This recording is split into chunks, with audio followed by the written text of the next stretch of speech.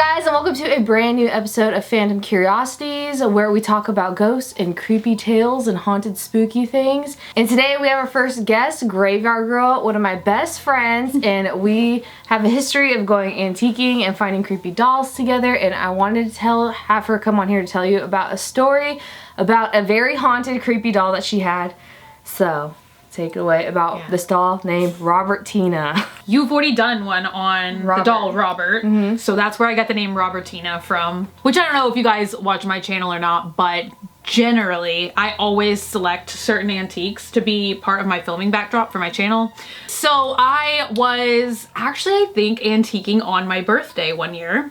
So like 3 years ago. Yeah, because I got this in August of 2016, I believe. And so I was at my favorite place to antique, which is Uncommon Objects. And they have a lot of, you know, just kind of like normal antiques that you would maybe find at any antique store. Like we've got old books and old cabinet card photos and kind of like something, you know, some stuff you would find at any antique store.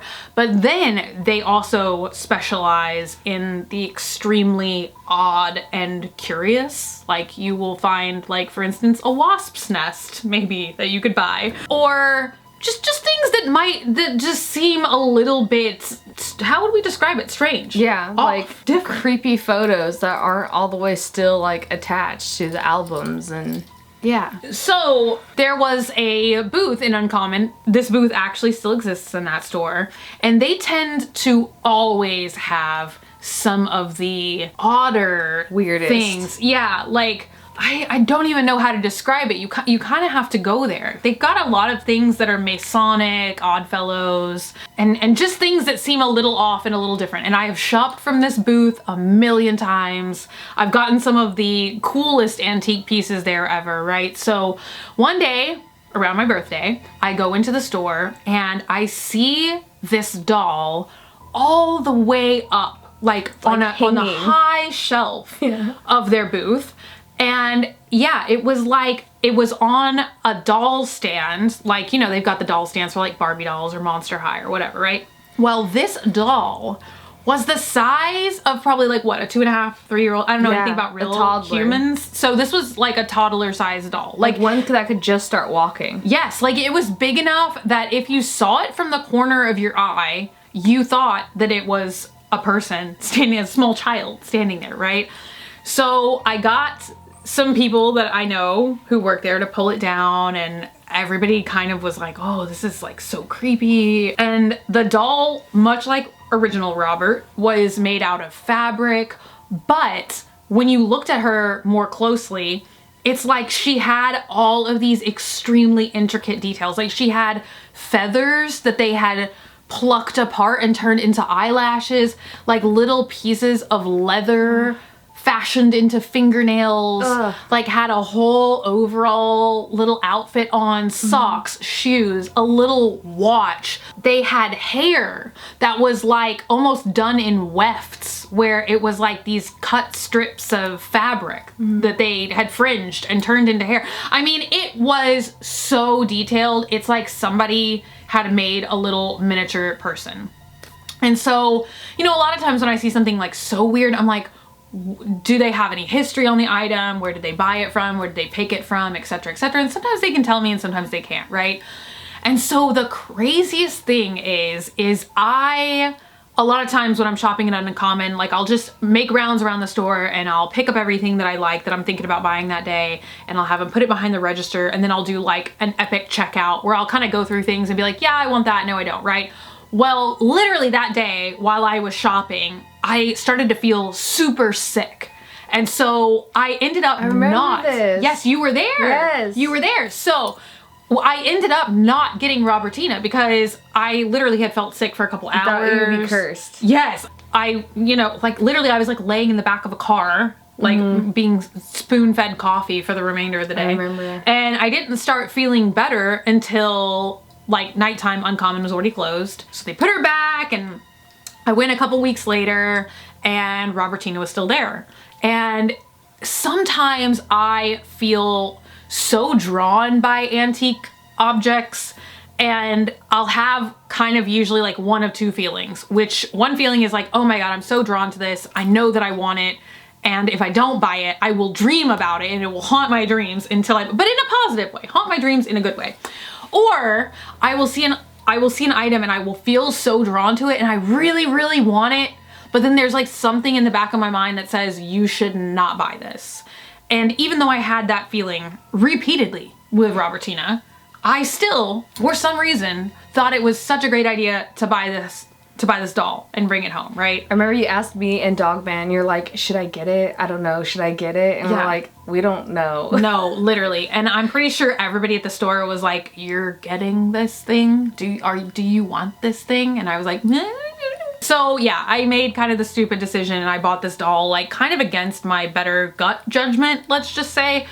So we get home from Austin that night and we bring the doll into the living room, and like literally during the night when Dogman and I would get up for a drink, like it would just be this horrifying thing out of the corner of your eye, because it literally did, especially with all the lights off in the living room and you're walking through to get a drink and you see this thing and there is no children that live in your house, you're just momentarily like, what is this creature? And so it just so happened that same night that we came home and brought the doll home, there was a huge rainstorm, because we have this stuff in Texas all the time where it's like, surprise, flash flood, and then it's just like a couple hours of deluge rain, just out of the blue, not a hurricane or anything else, just rain. I mean, I'm describing that as if that's like a magical Texas thing, like as if rain just doesn't happen in other states. Yeah, but you guys have like thunderstorms where it's like 90 degrees outside, pouring rain sideways. Yes, yeah, like the sun is shining and it's also pouring rain. So it was really weird, right?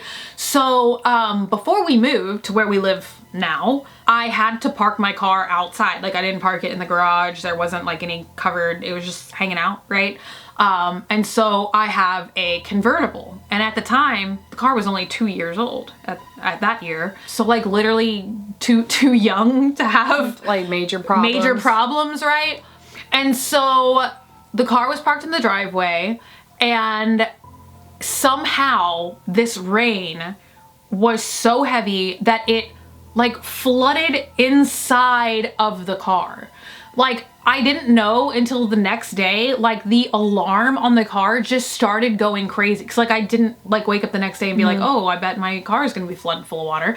So the alarm just started going crazy, like the horn. And I was like, oh my God, like what is going on? Go outside, open the door, like try and undetonate it. I don't know what the word is for that. Open the door and literally like put my feet in, because I was like sitting, because I couldn't get it to stop, right? So I was like sitting in the car and I thought, well, if I turn on the ignition, like it'll know that I have the key, blah, blah, blah. It wouldn't stop. So I sit in the car and then like I start splushing around like an inch of rain at my feet. And so I'm literally like flipping a wig.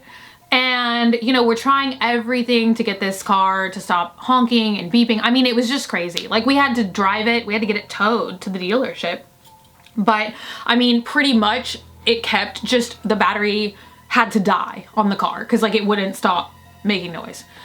And then I didn't immediately be like, oh my God, I've got a cursed doll. And that's why. I was just like, well, that's kind of weird. And then we would literally go in the living room, and anytime we would be anywhere near this doll, there would just be like a bad feeling, you know? And like, I feel like it would be kind of cold, like anywhere around the doll. And then I just started literally arguing with people that I never argue with. Like, just started arguing with my family, all this kind of stuff. Like, I felt like there was just like continual problematic things occurring, and just like a not, like, do you know when you just like encounter something and you just feel dread? Yes. So then I called the people back at Uncommon, because like I have been shopping there for a million years. I've never brought another item home where I just literally felt existential dread. And they didn't have a history on Robertina at all? No. And so I said, so I asked them again. I was like, do you guys have any information, blah, blah, blah, blah.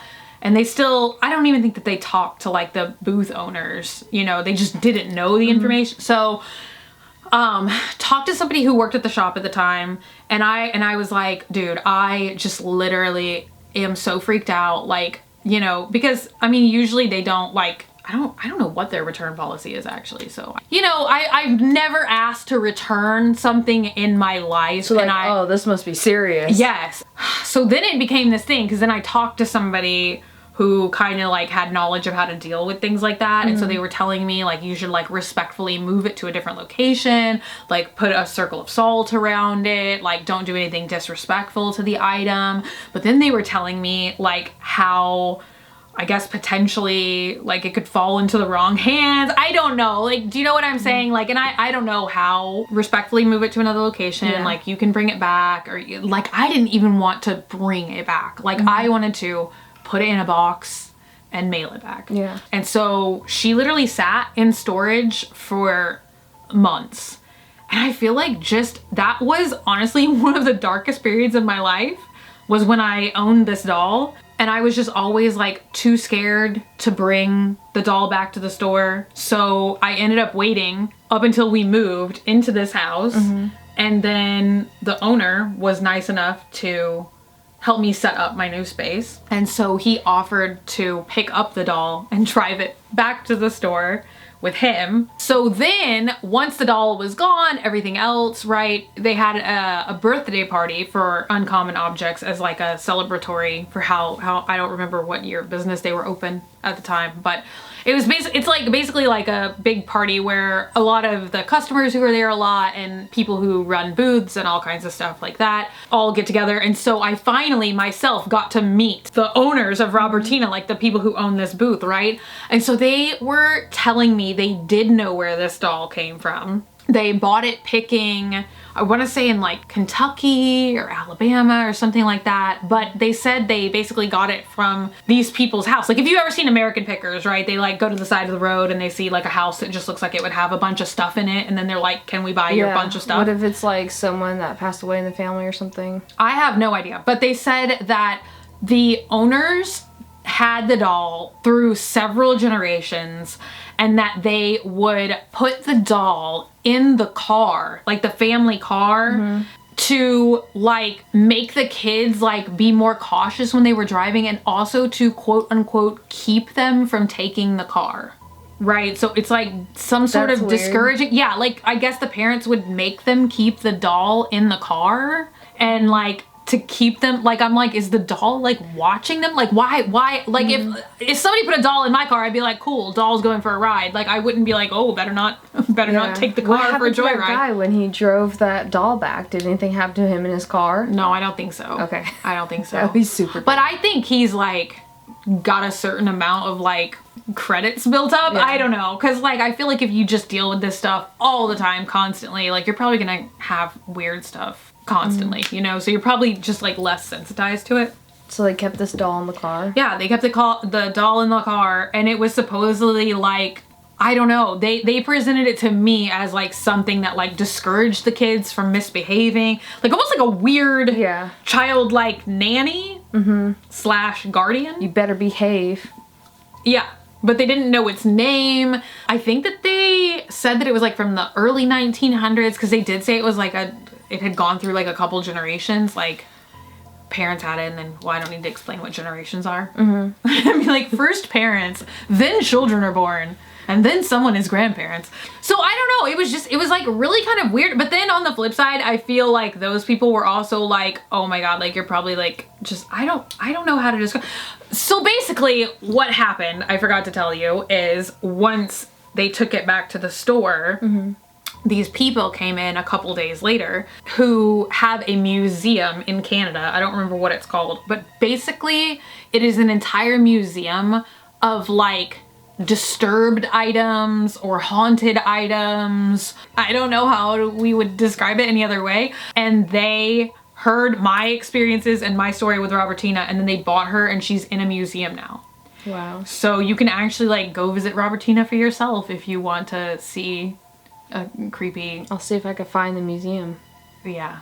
That'd be so creepy. No. Like definitely. how the original Robert doll? Yeah. No. I don't know. It's just literally like I am a person who owns, I can't even tell you the number of antiques, and I truly can't even tell you the number of dolls. Yeah. And I've never had this experience or these feelings with other dolls. And like all the other negative stuff that was going on at the same time, it's almost difficult to describe. It's just like if somebody comes into your life and farts and there's just a farty stench that doesn't dissipate for like 6 months of your life and you're just living with farts. That's what this feeling was like. It was just bad, you know? Was it like someone was looking at you? I mean, it just felt like, like people either hear this story and they're like, oh yeah, I understand. Like I've had an experience like that. Or they're like, no, you're a nut. It's a doll.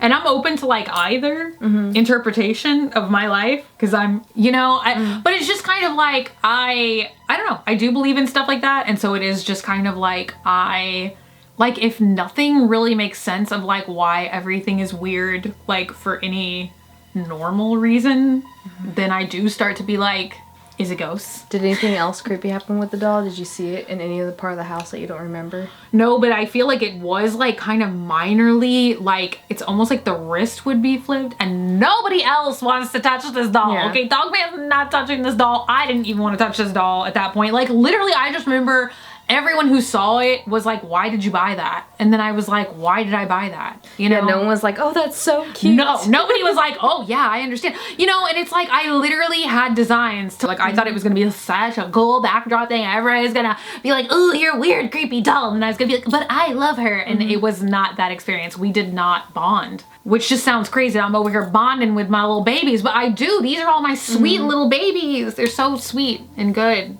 I feel like they bring good energy. Yeah. And that's kind of the thing is I do feel like a lot of my antiques like just fill my life with joy and positivity. And it's like whenever I am on the hunt for new antiques and I bring new things home, it's like I feel like I always have a burst of creativity or good energy afterward.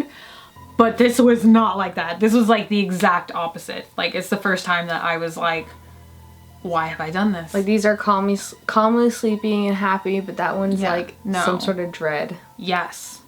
Some sort of dread. It was not good. And I felt, yeah, I don't know. It was just kind of like, it was so lifelike. I mean, it very much did look like Robert. I mean, it was made of cloth, and then of course, the fact that it had fingernails freaked me out. Yes, no. I mean, the fact that it had a little watch. It was so tell big. Time, and that's where I kind of felt like it was moving. Was like in the watch wrist. I'm like, why? Why? But I do feel better like the further away that I am from it. So now that my audience and your audience now thinks I'm crazy. No. So that's the story of Robertina. I hope you guys enjoy. You need to check out Grav3yardgirl's channel. If you haven't, I don't know where you've been because we've been friends forever and she's on YouTube and does really fun beauty makeup videos, fashion stuff, trying new things. So go check her out. I'll put her link below. Thank you so much for coming and hanging out with me today and telling me about Robertina and Fan of Curiosities today. And I will see you guys in the next video. Make sure to subscribe for more videos like this, effects and beauty makeups, and I'll see you. Bye!